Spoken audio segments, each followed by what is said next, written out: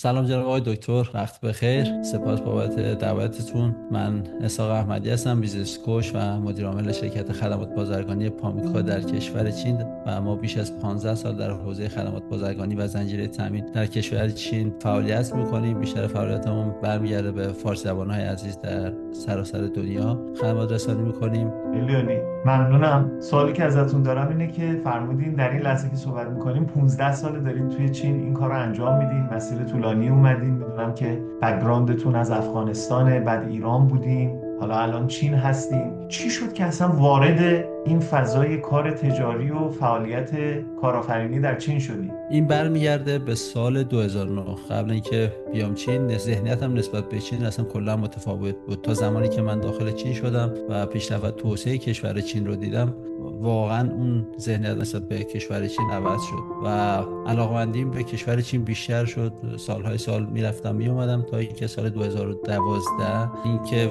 واقعا فرصت کار توی چین رو دیدم و سال 2012 تصمیم گرفتم که شرکت پامیکا رو در کشور چین به ثبت برسونم و شروع بکنم در این حوزه فعالیت بکنم. خب اسحاق جان، تو این 15 سالی که کار کارآفرینی کردی که بالا پایین‌های زیادی هم حتما داشته مثل همه کارآفرین‌های دیگه و خط صاف نبوده، چه نقطه عطفی بوده که مسیرتون رو عوض کرده؟ چه اتفاقی بوده که باعث شده شما بعد از اون حسابی رشد بکنید و مسیر موفقیت رو طی کنید؟ اگر بخوام بگم نقطه عطفم قبل و بعد اون هست. این زمانی که حالا دوران کرونا ما یک بیزنس رستورانی شروع کردیم و در اون شکست خوردیم. البته ما تو حوزه خدمات زنجیره تامین کار میکردیم و در کنار اون شروع کردیم به این کسب و کار. ولی خب بعد اون که شکست خوردیم به دنبال این بودم که چرا شکست خوردم و با توجه به اینکه داشتم دنبال میگشتم و به این رسیدم که من سالهای سال تجربه کسب و کار دارم و خیلی کارهایی رو انجام دادم ولی دانش کسب و کار ندارم و با مفهوم بیزنس کوچینگ اون موقع آشنا شدم. سال فکر می‌کنم 2020-21 بود. از اون زمان تصمیم گرفتم که روی رشد خودم بیشتر کار بکنم، سرمایه‌گذاری روی خودم بکنم و بیشتر بتونم روی دانش کسب و کار و آن چیزی که علاقه‌مند هستم بهش برسم رو بیشتر سعی کردم که روی مهارت‌های یادگیریم بیشتر کار بکنم. خب این تأکیدی که روی بحث دانش کسب و کار و سرمایه گذاری رو علم و مهارت خودتون دارید میکنید که باعث موفقیتتون شده، تا اونجایی که میدونم یه جورایی توی کتابم راجع به همین صحبت کردین. حالا از خودتون میخوایم بشنویم. فصلی که توی کتاب نوشتین که موفقیت‌های خیلی خوبی هم داشت و در آمازون حسابی خوش درخشید این کتاب و موفق شد. شما فصلتون راجع به چی بود و محتواش چیه که دوستان اگه علاقه‌مندن بیشتر رو هم بخونن؟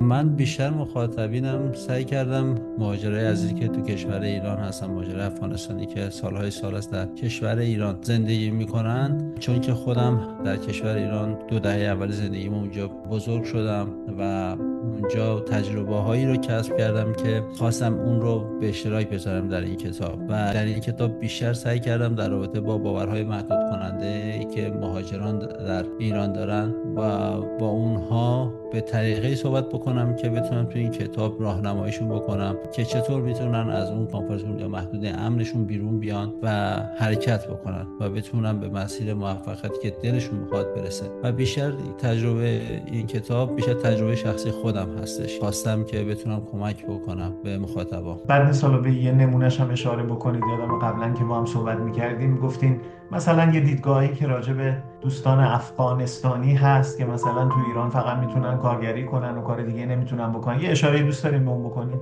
بله، چرا که واقعا این باور محدود کننده که یک مهاجر افغانستانی بتونه حتی تحصیلات هم انجام بده مجبور بره کارگری بکنه، این تو وجود همه مهاجرها هست. شاید عده کمی توشون باشه ولی بیشترشون به همین صورت هست. چرا که خودم واقعا از نزدیک با دوستان خودم رابطه دارم، باشون صحبت میکنم و هنوز همون دغدغه هست و هیچ دغدغه‌شون عوض نشده. حتی مهاجرها نمیتونن به اسم خودشون بعد از 40 سال 50 سال زندگی در کشور ایران نمیتونن حتی یک ماشین، یک خونه بخرن. و هنوز به اسم مهاجر یاد میشن. و چون مهاجران اونجا، من چطور بگم، ارقی که خود مهاجران نسبت به ایران دارن واقعا زیاده، ولی نمیدونم چرا توجهی به این مهاجران نمیشه. حالا به هر صورت دوست داشتم که چطور میتونم به مهاجران عزیز اونجا کمک بکنم بتونن از اون کامفورت بیان بیرون، و این کتابو تقدیمم میکنم به این مهاجران عزیز که واقعا زحمت کشن تو ایران، و واقعا از جان دل میگم که مردمی هستن که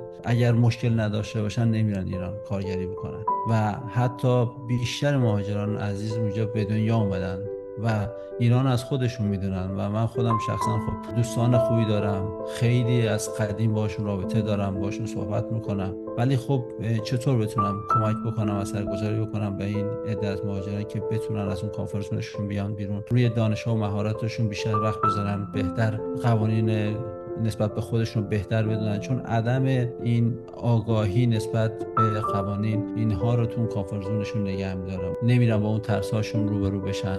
و دوست داشتم که تو این کتاب بیشتر روی این موضوع صحبت بکنم و دغدغه مهاجران رو توی این کتاب بگم که اول تجربه خودم بوده و من سعی کردم اون کامفورت زون اومدم بیرون به سمت افغانستان و بعد از اون به چین و سالهای سال است که در این کشور زندگی میکنم و حالا کار حرفه‌ای هم در کشور چین هستش.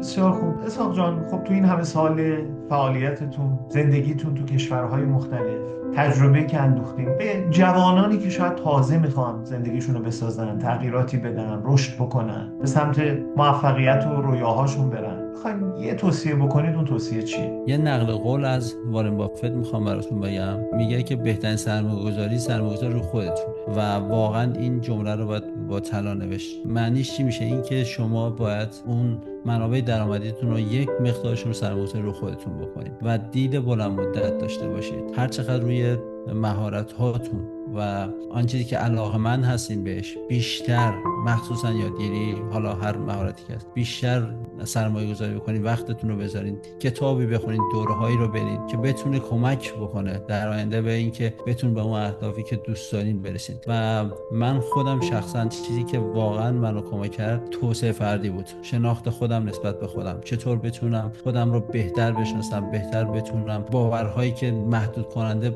نسبت به خودم هست، عادتهایی که بد هستن و نمیگذارن که من به اهدافم برسم، سعی کردم رو توسعه فردی خودم کار کنم و قدم بعدی روی مهارت‌های یادگیری یا دانش بنیادی که توی حالا زمینه کسب و کار میشه یا تو هر زمینه‌ای که میتونه کمک بکنه به اهدافتون برسین، وقت بذارین، سرمایه‌گذاری بکنید. بله، و این چیزی است که ما هم در دنیای بیزنس می‌بینیم که موفق‌ترین افرادی که تو بیزنس هستن با خودشون سرمایه گذاری میکنن، رو توسعه فردیشون، رو توسعه دانش کسب و کارشون، و افرادی هم که نتیجه میگیرن مثل شما تو همین مسیر هستن. بهتونم تبریک میگیم. خب اگر عزیزان بخوام بیشتر راجع به شما بدونن، باهاتون ارتباط بگیرن، اگه علاقه‌مند بودن از خدمات شرکت شما استفاده بکنن، کجا میتونن پیداتون کنن؟ میتونن اسحاق احمدی رو سرچ بزن، آیزاک احمدی، میتونن کانال فیسبوک، لینکدین، حتی وبسایت شخصی خودم. همچنین اگر بخوان کار شرکتی داشته باشن در حوزه خدمات بازرگانی، میتونن شرکت خدمات بازرگانی پامیکا رو سرچ بزنن، ما رو پیدا میکنن. خوشحال میشیم که بتونیم کمک و همیار دوستان عزیز باشیم. مرسی از وقتتون بابت این مصاحبه. براتون بهترین آرزو.